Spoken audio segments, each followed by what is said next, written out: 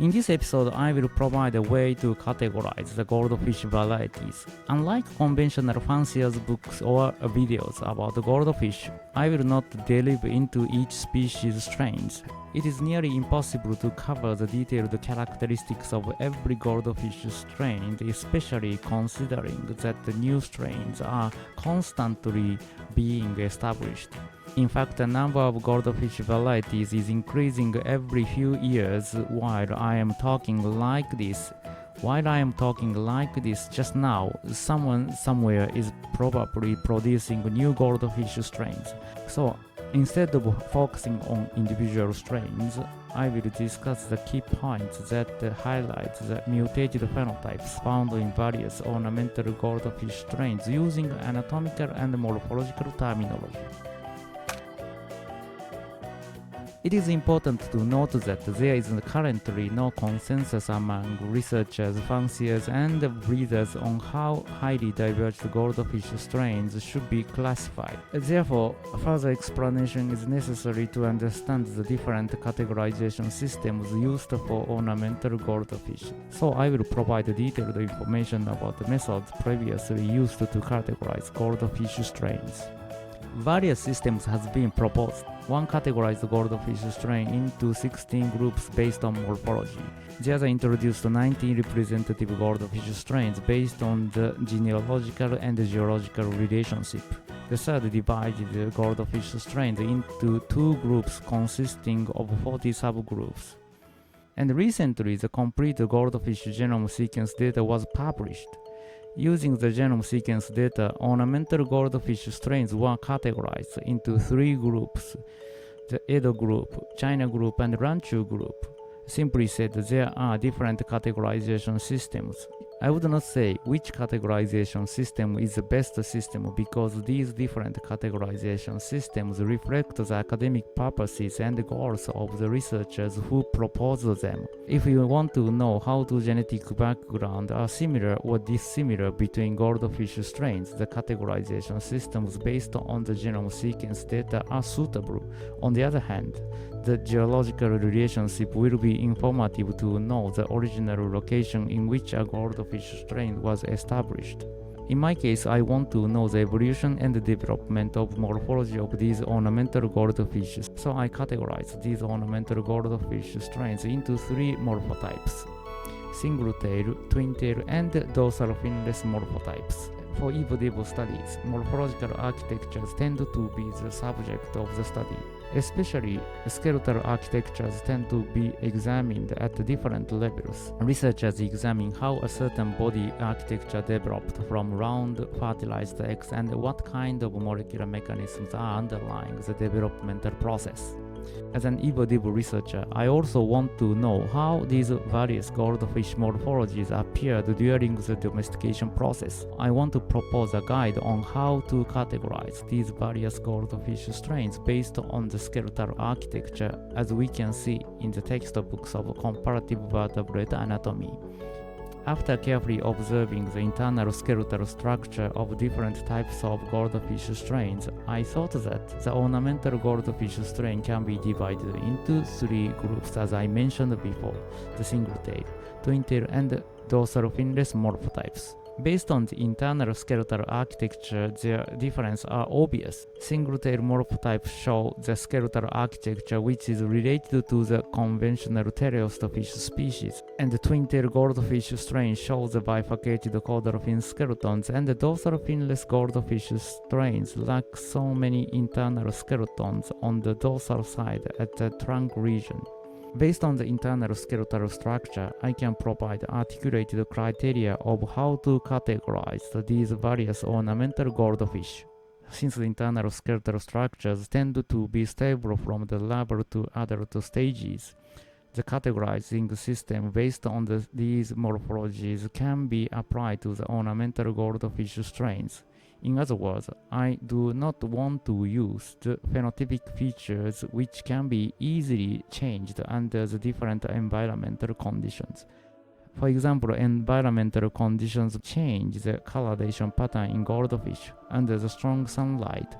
goldfish tends to show the strong color, and the coloration patterns tend to be changed during developmental processes. So I felt that the coloration patterns are not suitable for my purpose. I need more stable phenotypic characteristics which are available from early to late developmental stages.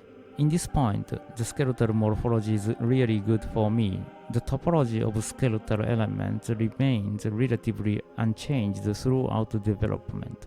The skeletal morphology of goldfish can also compare with the other fish species. This means that we can use comparative anatomy textbook as a guide to categorize morphological feature of goldfish. I did not use these morphologies to categorize the goldfish strains because these morphological variations are unarticulated and continuous. To be honest, I could not find a nice method to use these morphological variations to categorize goldfish variation. For example, the protruting eyes are not obviously protruded in early larval stage. Moreover, I could not articulately define the globular body shape. I mean, how can we distinguish the wild-type goldfish having slightly fat body shape and the globular body shape mutant strains? Although you can apply a certain criterion or index to distinguish between them, I thought that this is a bit complicated and might not provide easy categorization system for me. And let me notice one point, I use the term of morphotype for them. Why? Because this categorization system is based on the morphology rather than the phylogeny and the genealogy. Although these morphologies are also related with phylogeny and genealogy, I want to make an independent categorization system for more careful comparison between morphological evolution phylogeny and genealogy in the EvoDevo context. I also assume that even though the phylogenetically and genealogically distantly related, the same morphotype goldfish might share the common developmental mechanisms. Based on these assumptions, I categorized goldfish varieties into 3 representative morphotypes. I will explain these 3 morphotypes more in detail. This morphotype includes all goldfish strains with a single caudal fin and no mutation in the dorsal fin. So the single-tail morphotype comprises not only the single-tail common goldfish but also the comet and the shubunkin goldfish strains. These strains have a long fin but the single tail. This morphotype encompasses most goldfish strains that have a bifurcated or double-tail caudal fin. It includes popular goldfish strains such as the twin-tail wakin, jikin, fantail, ryukin, tosakin, veil-tail, telescope, oranda, and pearl scale. These fish have more prominent morphological changes compared to the single-tail morphotype, especially in the caudal fin area. Dorsal fin in this group are almost no mutations.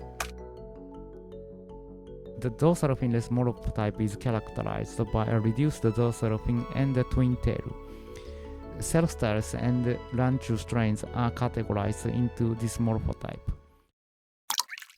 So we succeeded in categorizing all these goldfish strains perfectly. Yes, it's perfect.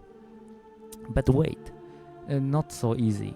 I'm sure some of you may have already thought to ask, are there any intermediate morphologies? The answer is yes. For example, the variation of the twin-tail phenotype is well described by researchers. These juvenile goldfish have different shaped dorsal fins. Some of them partially missing a small number of dorsal fin rays, but others lost almost all of the dorsal fin rays. How can they be categorized? Are there any good method to categorize them? Researchers made several systems to categorize them based on their morphology. For example, in this figure, the goldfish morphological variations are categorized into 60 types based on the combination of the caudal fin and anal fin morphologies. We also made several works to categorize these variations. We counted the number of the left and right caudal fin rays and plot on the graphs like this, and these dorsal fin variations are also categorized by counting the dorsal fin ray numbers. In any cases, to categorize them by counting the countable phenotypes is a bit time-consuming work. But why did we these works? Because we want to know how the selective pressure to make a certain phenotype which is imagined by breeders can be appeared from a certain genotype through the developmental process rather than simply categorize them. I suppose that most of you agree with the categorization method based on the three morphotypes, and actually most of the established goldfish strains can be categorized into these three types, but we know that this articulated categorization is human-made categorization. Of course, some of you will say, how about to compare the genome sequences? Yes, this is one of the answers. We can draw the phylogenetic tree among these goldfish strains, but what I want to know is not the correlation between DNA sequence and the phenotypes. I want to know the causal relationship and the process of how these morphological changes could be appeared. I'm not forcing you all to use this classification system. However, I will use this classification system when I explain about the development and evolution of goldfish body architecture in future episodes. So far, we have discussed the history and adult morphology of the goldfish. From the next episode, we will be discussing the developmental process of goldfish. We will be more specific about how to obtain and observe fertilized eggs in goldfish. So in the next episode, we will discuss specific methods for distinguish between male and female goldfish.